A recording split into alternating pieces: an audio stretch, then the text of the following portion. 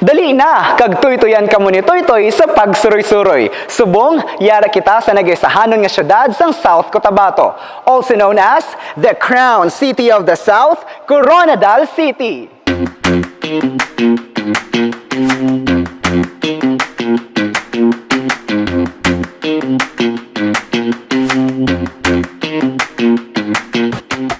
Stoy!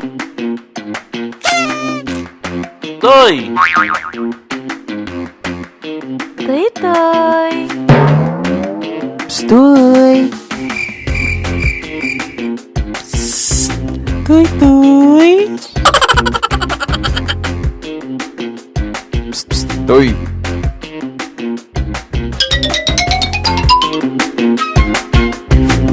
Toy-toy! Ako? Tawag niyo ko? Oo, arin ako. Dali, updi niyo ko. Ako si Tuytoy, kag abyanta ka mo. Diri lamang sa Tuytoy and Friends.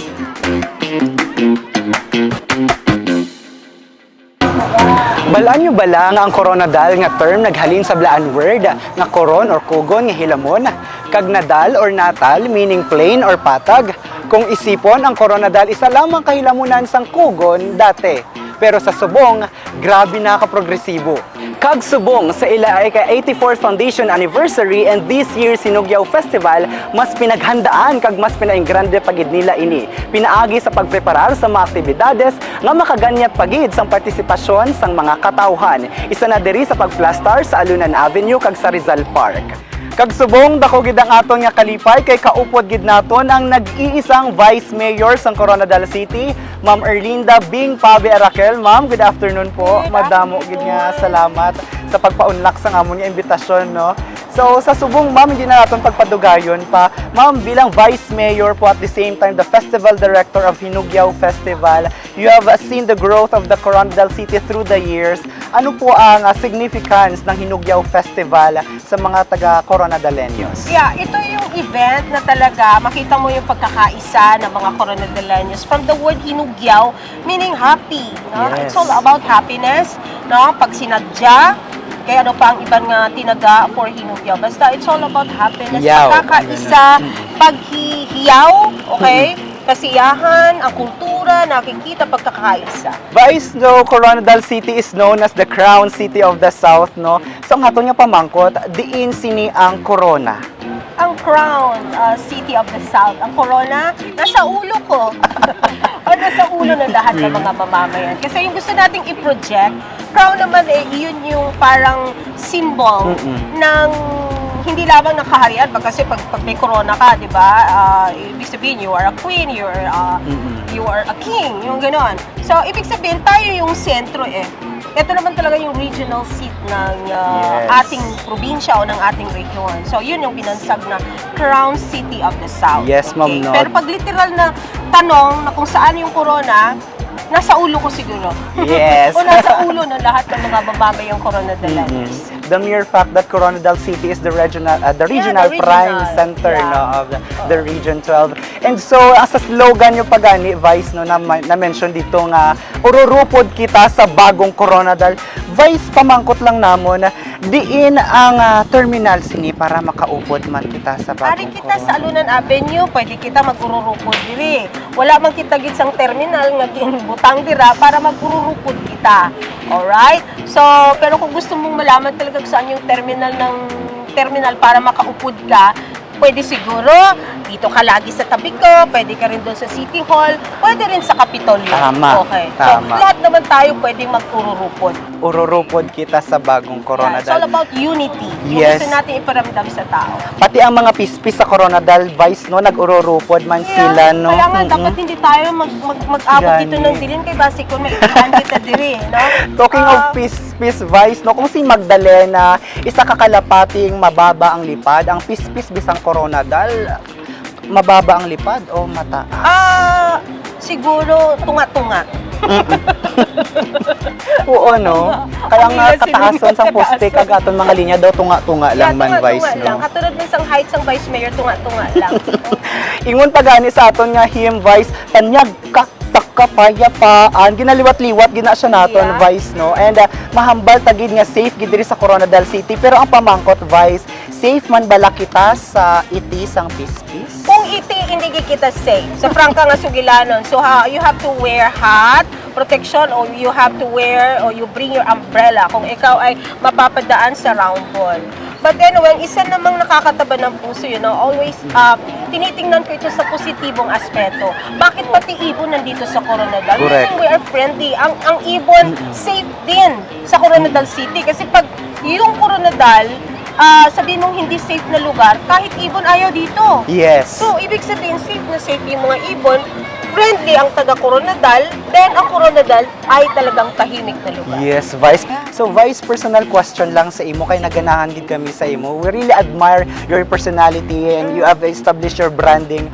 Ano ba ang ma-advise mo sa mga kabataan or sa mga Coronadaleños kag sa South Cotabateños when it comes to achieving their dreams or weaving their dreams into reality? Okay? So, kung mayroon kayo dapat na isa puso't isa isip, yung trabaho mahalin. Okay? Huwag yung pabanjing-banjing. Pag ikaw empleyado ng gobyerno, binabantayan mo lang yung banjing clock. No? I really hate people na gano'n na, pag alas 5, nagakunahay, gin sila yung kay ma-time out. Siling ko nga aman, kung maglampas ka sa uno, may utang gobyerno sa imo. Correct. O kung nag-time in ka gani nga, ng ano tawag sila, ng sobra, 'di ba? Pwede kang sumingil ng iyong overtime pay.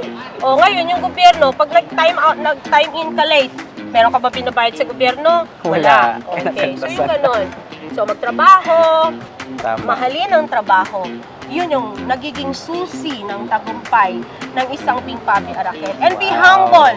Yes. Isa rin yan na gusto kong bigyan ng emphasis. No? Gusto nyo maging tagumpay kayo, ano man ang maabot nyo sa buhay, be humble always. Yeah. Anyway, I would grab this opportunity to say thank you sa tanan nga nagsuporta sa aton sininga 11 days nga Hinugyaw Festival. Nag-umpisa tayo January 4 hanggang January 15.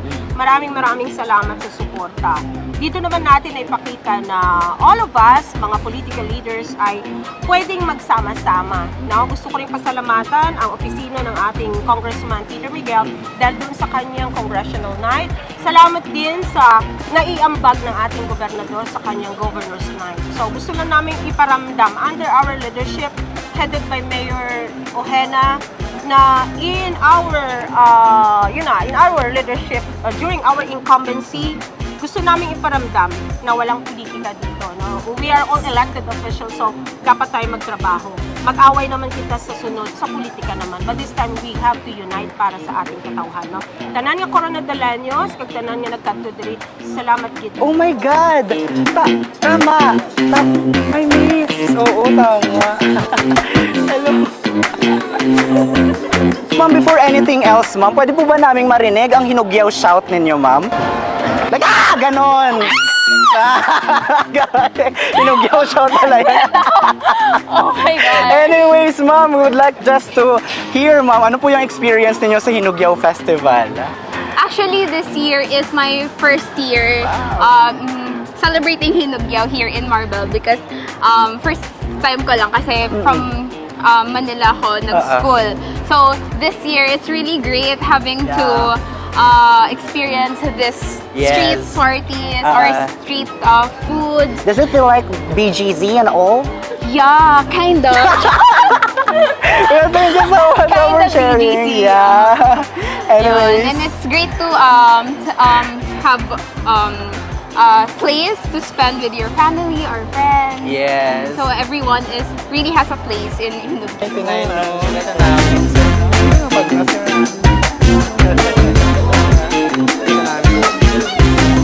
Happy Hinugyaw! I miss you, soccer player! I miss you, number... Thank you. Thank you po. God bless. Hi, ma'am. So before anything else, sir, pwede po ba marinig ang hinugyaw shout po ninyo? Like, ganon! Say, 1, 2, 3, Alright. Sir, kumusta naman po ang negosyo ngayong Hinugyaw Festival? So far, okay, masaya, happy. Actually, for the first time lang napadali sa Coronadal. Oo. Yes pa, first time lang po na diri pero enjoy, happy. Ang mga taga Coronadal, mga almost mga dato. Fried ice cream tawag niyan, sir, no? Anong wala mantika? Ay, Ano ba yung noodle shot ngayon? ay, ganun pala. 1, 2, 3, and... Wow! Alright. Sige, sir. So, kamusta naman po ang Hinugyaw experience ninyo ngayong taon, sir? So ngayon siguro it was amazing kasi lahat po is promote diversity, inclusivity, and also lahat ng events and activities is showcase talaga kung ano talaga yung Coronadal City as Hinugyaw. Okay, grabe siya. Yes. Kinuha mo ako doon sa inclusivity. Ayun po, so good evening, ma'am. Ayan, kasama po natin sa ngayon ang nagmamayari ng Particular Sweets. Hello, ma'am. Good evening. Hello, good evening. For anything else po, ma'am, pwede po namin marinig yung Hinugyaw shout po ninyo. Like, ganon. Hello! Happy Hinugyaw Festival! Alright, sige po, ma'am. One question po, kamusta naman po yung ating Hinugyaw experience as business owner po na dito sa Rizal? Actually, first time po namin nag-venture sa ganitong business. And then, first time din namin nagsumali dito sa Hinugyaw Festival. Sa ngayon, na date ng fiesta, dyan nahirapan kami kasi ang daming tao. Then, tsaka, ang problema lang namin is yung current namin, hindi kaya ng mga machine kasi siguro loaded. Loaded siya. yun ang po. So, medyo, Maganda naman po yung yeah, business. as in, Yeah. oo. Ayan, good evening po sa ating magbabarkada. And so right now, kasama natin si Hanika po. Anika. Hanika po. And then, Jamaica. Jamaica. Jacqueline Cabilio. So definitely magbabarkada talaga kayo. Okay. Opo. So before anything else, gusto po namin marinig kung ano po yung hinugyaw shout ninyo. Like, wow, ganon. Yung hinugyaw shout in 1, 2, 3. And so, sige po, tatanungin ko na kayo, kamusta naman ang hinugyaw experience ninyo as magbarkada? Ganon. Sadya po. Tapos like, masabi ko mo ang friends mo, like, ma-enjoy ka gid. Tapos, worth it ang time with barkada po. Yes. Ikaw, ma'am. Same po. Same lang po. As experience sa paghinugyaw dumapatay ko diraho. Tapos, na-miss ko sa pag-parade kaina, nami gid. Tapos, same lang ako. Kaysa dyan ka naupod ko sa ila. Kagamuyad to ang pagsuroy-suroy ni Toy Toy. Madamo nga salamat sa inyo nga pag-upod sa 15 nga minutos. Ako si Toy Toy, kag-abyan ta kamo asa sa sunod nga segment sang Toy Toy and Friends! Woo!